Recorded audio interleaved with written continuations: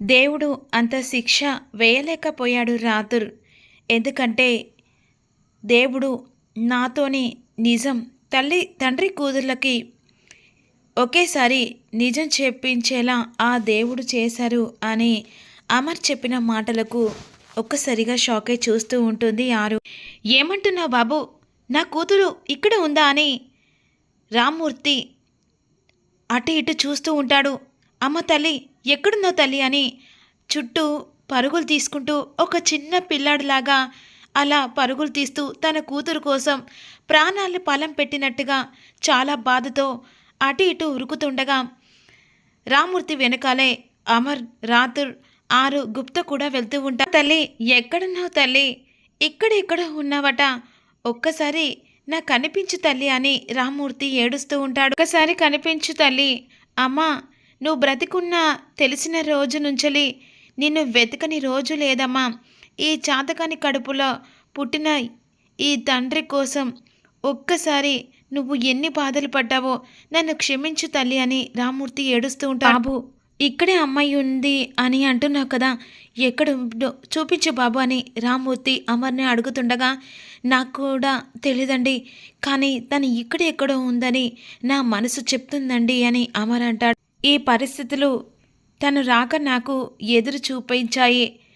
నీ మాట, నీ బాధ తనకు చూపిస్తూ అర్థమవుతుందని అమర్ చెప్తూ ఉంటాడు. అమ్మ అని రామ్మూర్తి ఏడుస్తూ రక్షకుడులా కాపాడుకోవాల్సిన ఈ తండ్రి ఒక రాక్షసుడులాగా కష్టంలోకి నెట్టేశాడు కదమ్మా అని ఏడుస్తూ ఉంటాడు. క్షమించు అని ఏడుస్తుండగా బాగి వస్తూ ఉంటుంది. అప్పుడు రామ్మూర్తి, అమ్మ, ఆ ఇంటికి వచ్చిన ప్రతిసారి నా ఒళ్ళు ఎందుకు జలకరించిందో, పిల్లల్ని చూసినప్పుడు నా గుండె ఎందుకు అంత పులుకరించిందో, చనిపోయిందని తెలిసిన తర్వాత నా గుండె ఎందుకు అంత భారం ఎక్కిందో ఇప్పుడు అర్థమైంది తల్లి అని పశ్చాత్తాపంతో రామ్మూర్తి చాలా ఏడుస్తూ ఉంటాడు. బాగి అక్కడికి వచ్చేస్తుంది. సడన్గా అమర్ కారును చూసి, ఏంటి ఇక రాతుర్ నాన్నని అనాథాశ్రమం దగ్గరికి తీసుకొచ్చాడా అని ఆలోచిస్తూ ఉంటుంది మిస్సమ్మ. వెంటనే మిస్సమ్మను గమనించి, బాలిక, నీ సోదరి వచ్చుచున్నది, రమ్ము బాలిక అని ఆరును అక్కడి నుంచి తీసుకొని వెళ్తూ ఉంటాడు. మిస్సమ్మ వెంటనే రామ్మూర్తి ఏడవడం గమనించి, నాన్న ఎందుకు అలా ఏడుస్తున్నారు, ఏమండి నాన్న ఎందుకు ఏడుస్తున్నారు, రాతుర్ నాన్న ఎందుకు ఏడుస్తున్నారని మిస్సమ్మ అడుగుతూ ఉంటుంది. మీరెందుకు నాన్నని ఇక్కడికి తీసుకొచ్చారు, నాన్న అసలు ఏమైంది, ఎందుకు ఏడుస్తున్నావని మిస్సమ్మ రామ్మూర్తిని అడుగుతూ ఉంటుంది. ఏం లేదమ్మా, బాబుగారికి అక్క గురించి తెలిసిన తర్వాత అక్కను కలుసుకోవచ్చని ఎంతో ఆశతో ఇక్కడికి వచ్చాను కదమ్మా అని ఆ భగవంతుడు ఈరోజు కూడా నన్ను కరికరించలేదు తల్లి అని రామ్మూర్తి ఏడుస్తూ ఉంటాడు. ఆ దేవుడు ఇప్పుడు కూడా కనికరించలేదు తల్లి. అనాథాశ్రమం వాళ్ళు నా బాధను తట్టుకోలేక అబద్ధం చెప్పారట అని రామ్మూర్తి మిస్సమ్మకు చెప్తూ ఉంటాడు. ఆశతో అక్కని చూద్దామని వచ్చాను తల్లి, నా ఆశ నెరవేరలేదు, అందుకే దుఃఖం ఆగట్లేదు తల్లి అని మిస్సమ్మకు అబద్ధం చెప్తాడు కదా. అప్పుడు మిస్సమ్మ, నాన్న ఇంత చిన్నదానికి ఏడుస్తే ఎలా అని అడుగుతూ ఉంటుంది. అక్క మీద చాలా బెంగేసిందమ్మా అని అంటూ ఉండగా, నాన్న ఇలా అయితే ఎలా, మీరే అందరికీ ధైర్యం చెప్తారు కదా, ఇలా కుంగిపోతే ఎలా నాన్న అని మిస్సమ్మ అడుగుతుంది.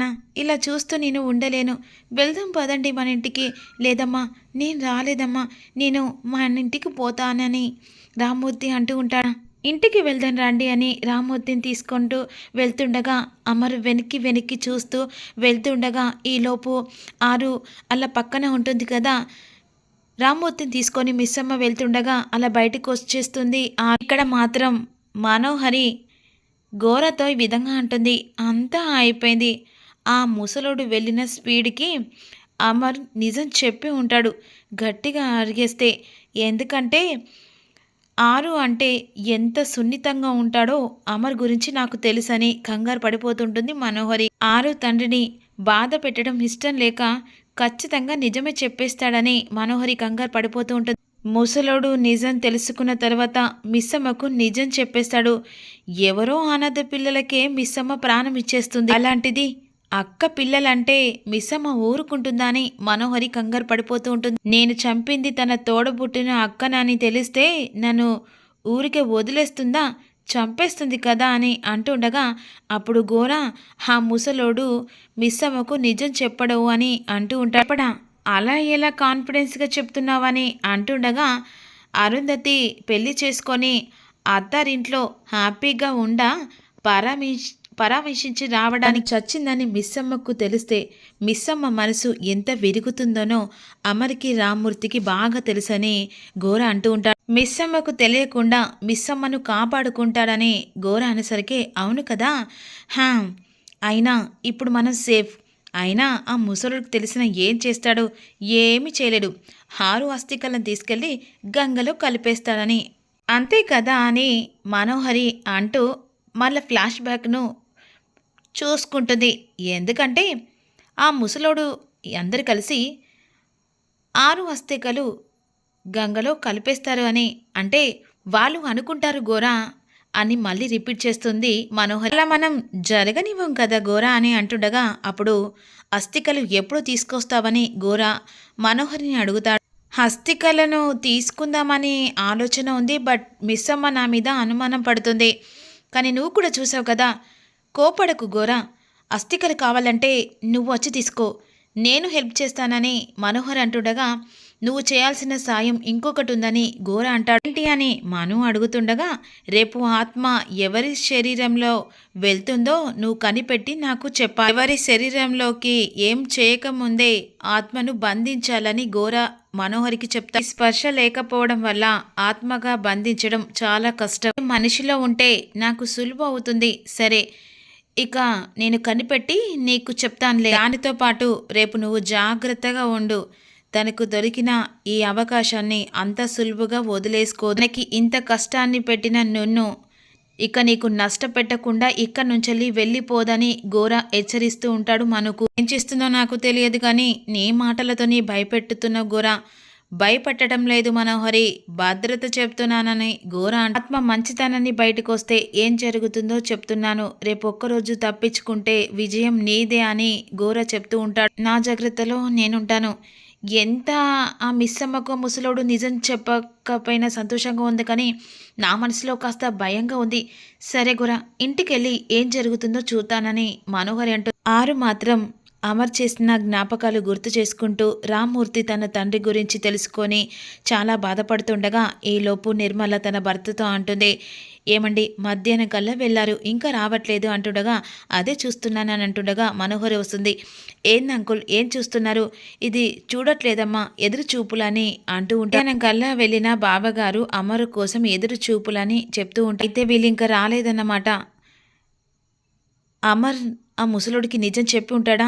అయినా మా చూపులు నీకెందుకులే అమ్మా, నువ్వు వెళ్ళి భోజనం చెయ్యి మనోహరికి చెప్తూ లోపు అందరు కలిసి ఇంట్లోకి వచ్చిన తర్వాత ఏంటి అసలు ఫోన్ చేసినా ఎత్తట్లేదు, ఎక్కడికి వెళ్ళారని అడుగుతూ ఉంటాడు. ఏం లేదు, అనాథాశ్రయంలో వాడను ఒకటి చెప్తే ఇంకోలా అర్థమైంది, దాన్ని పట్టుకొని మిమ్మల్ని అందరినీ ఇబ్బంది పెట్టేశానని రామ్మూర్తి అంటాడు. నిర్మల, అయ్యో అన్నయ్య గారు, ఏంటన్నయ్య గారు అలాంటి మాటలు?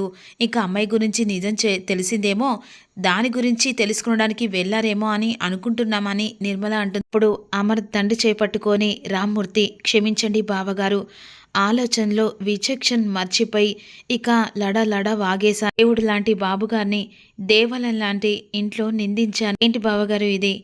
మీ స్థానంలో ఏ తండ్రి ఉన్నా ఇలాగే మాట్లాడేవారు. ఇందాక మాట్లాడిన దాంట్లో 30 ఏళ్ల ప్రేమ కనిపించింది కానీ ఆవేశం కానీ కోపం కానీ ఎక్కడ కనిపించలేదు. అమ్మాయి గురించి వివరాలు తెలుసుంటే బాగుండేది.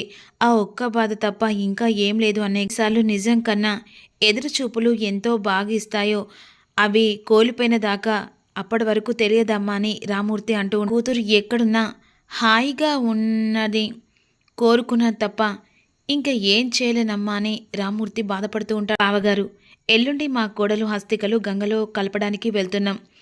కలిపిన తర్వాత దైవ దర్శనానికి వెళ్తాం. కాస్త నీ మనసు కుదుట పడుతుంది అని రామ్మూర్తికి చెప్తూ ఉంటాడు. అన్నయ్య గారు, 2 రోజులు అన్నిటికీ దూరంగా వెళ్ళినట్టు కూడా ఉంటుంది. వస్తానమ్మా, వస్తాను. దూరంగా పారిపోవడానికి కాదు, దూరమైన బంధాలను ఇక కలుపుకోవడానికి వస్తానమ్మ. తడబడినా, గుండె భారం ఎక్కినా, కళ్ళు చెమ్మగిలినా సరే తప్పకుండా వస్తానమ్మా అని రామ్మూర్తి ఏడుస్తూ ఉంటాడు. ఒక తండ్రిగా ఇక నా కూతురి హస్తికలు గంగలో కలిపి మోక్షం ప్రసాదించమని ఆ దేవుణ్ణి ప్రార్థిస్తానని రామ్మూర్తి మాటలు విని మిస్సమ్మ ఇక మను అందరూ షాక్ అయిపోతారు. మరి కంగారు పడిపోతుండగా అప్పుడు అమర్ తండ్రి, అదేంటి బావగారు, నీ కూతురు హస్తికలు గంగలో కలపడం ఏంటి, నా కోడలు హస్తికలు కదా అని అంటుండగా రామ్మూర్తి కాస్త కంగారు పడిపోతూ ఉంటాంటే, ఆ అమ్మాయి కూడా నా కూతురు లాంటిదే కదా బావగారు, అందుకే అలా అన్న. అమ్మయ్య, ఈ ముసలుడికి నిజం తెలియకుంటే నాకు అంతే చాలని మనోహరి అనుకుంటుంది. సరే ఇక గది చూపించు రాదుర్ అంటుండగా అప్పుడు వెంటనే అమర్ రాదుర్ రామ్మూర్తిని తీసుకొని పైకి వచ్చిన తర్వాత బాగి కూడా వస్తుంది. ఏంటి నాన్న ఏదేదో మాట్లాడుతున్నారు, ఏమండి నాన్నకి ఏమైందని ఇక మిస్సమ్మ అడుగుతూ ఉంటుంది. మీరందరూ మౌనంగా ఉన్నారు, నాకు భయం వేస్తుంది. తెలియదమ్మా, అక్క మనకు దూరమైందేమో అని అనుకుంటాను. అదేంటి నాన్నగారు, అక్క ఎంత దూరం ఉన్నా అక్కను కలవకుండా ఎలా ఉంటాం అని మిస్సమ్మ అంటున్న. అక్క అందనంత ఎత్తులో చేరుకోనంత దూరంలో ఉందమ్మా అని రామ్మూర్తి బాధతో మిస్సమ్మ కూడా చాలా కంగారు పడిపోతూ ఉంటుంది. ఏంటి నాన్న అక్క గురించి అడిగితే ఏదేదో మాట్లాడుతున్నారు తెలియదంటున్నారని మిస్సమ్మ రామ్మూర్తిని